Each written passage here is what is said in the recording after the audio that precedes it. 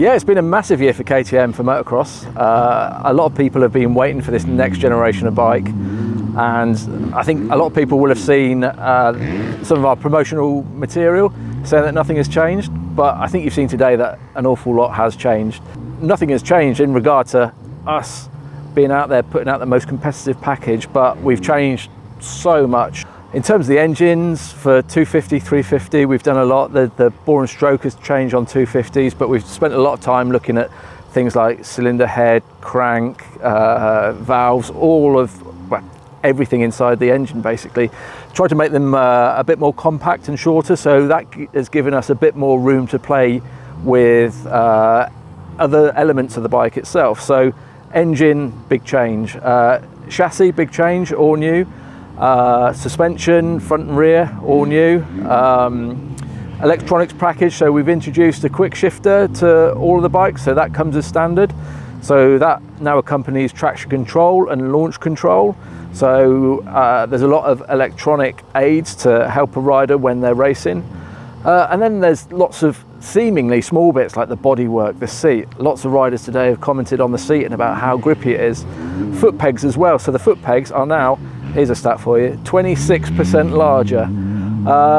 And that might not sound much, but when your foot is seriously planted on the peg and you're comfortable with it, then you're going to put more weight through it, you're going to ride harder, and that's what our bikes are all about. Riders have got off the bikes, they've got off the 250 and went, wow, that's great. Then they got off the 350, wow, that's even better. Then I think the 450 has really surprised them about how rideable it is.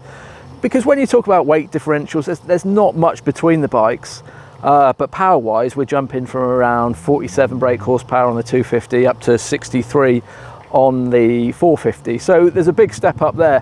I think 450s can intimidate some riders, but it certainly doesn't seem to have been the case today. Changes to the chassis have been made for a number of reasons: to increase rigidity in some parts, to strengthen some elements of the bike, but to make the bike more rideable at the end of the day, because that's what it's all about. It's about gaining confidence and turning that confidence into a better lap time, bigger jump, better scrub, whatever you want. So the subframe is part of that. So obviously it's now part aluminium, part composite. So the aluminium is the bit that's closer to the frame, and then the composite is the bit further away. So it's now one unit, and it's all about strengthening the bike, just giving you that improved feeling, because you know it may be behind you, but it's still an important part of the bike. So bikes are available in UK dealerships now. And they will be available throughout the year. You know, we're in a happy place with supply in terms of the motocross range.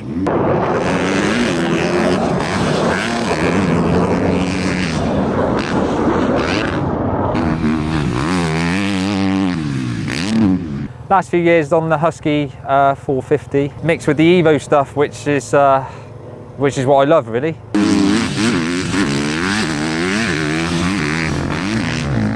Went on the 450 first, just because I've been riding one. Felt good, really. I think the power is better. There's a bit more torque feeling into it. The Husky feels a bit more mellow, but it wasn't overpowering. It's quite a nice power. And then the chassis and that, I just feel like the KTM, they've altered the pegs a bit and the positioning, and I just think it helps you to corner. I think standing up in the ruts, it helps me personally.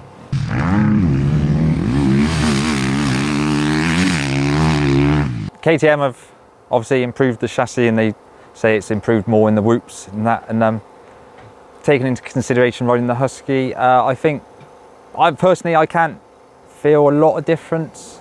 Maybe you can track in a bit more on it, but I can't see a massive difference especially in the whoops. On a smaller bike, it's a bit more lighter, so you feel like you can get into them anyway. I think a 450 is that little bit heavier, and it feels a bit more, if you don't get into them, you're bouncing, whereas a 250 and a 350, you can kind of sort of push your way through a bit easier, I feel. To be fair, it's the suspension. I wasn't a fan of air. I'm not really the biggest fan, but to be fair, the track got a bit cut up, and it felt okay for stock suspension. I was pretty impressed with it.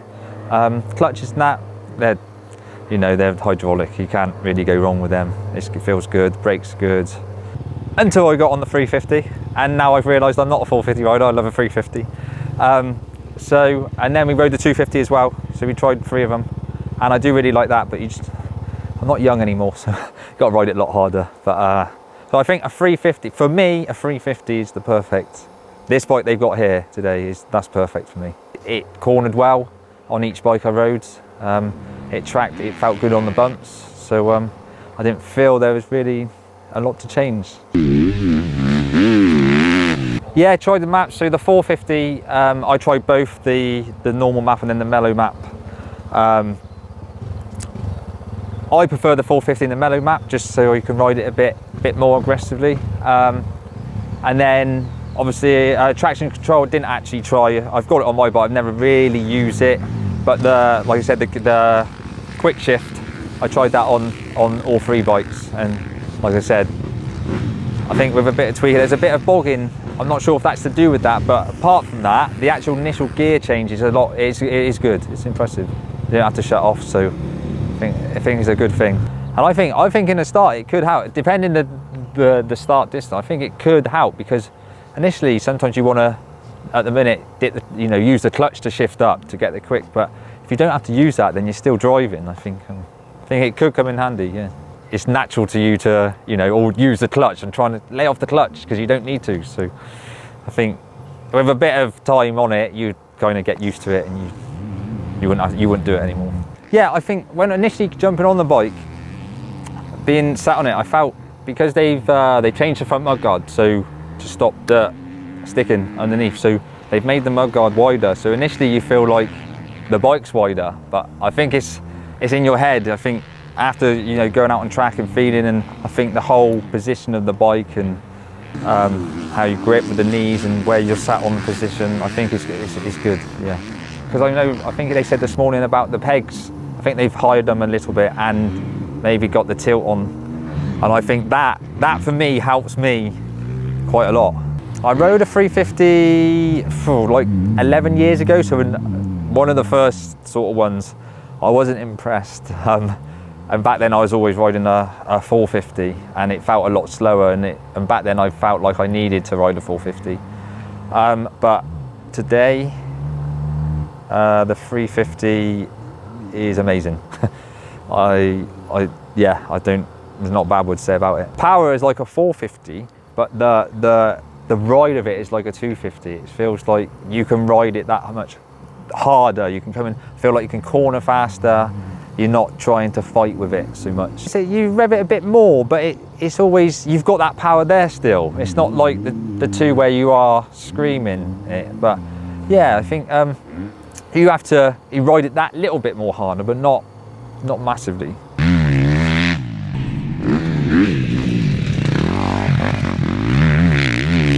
Your average rider to your, professional rider, I think that is, to me, the perfect bike. Maybe I might have one in the garage soon. So I was very impressed with the 250, the power. You do have to ride them hard, obviously, but it's just that fun element, I think. I think if you're in a class with all 250s, is perfect.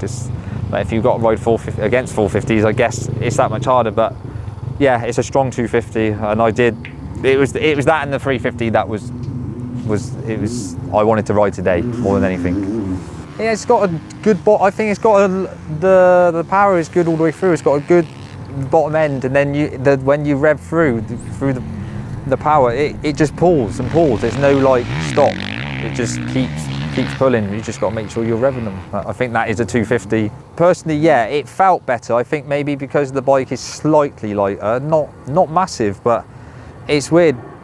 Not massive difference in weight, but I think just the way the bike is, it did feel the suspension felt better on the 250, and then slightly not as great on the 350, and then the 450. After riding them two, getting back on the 450, then you notice how good the 250 suspension feels. So they've got a great product in all 3 of the 4 strokes. I think what I can take away is there might be one in the garage soon.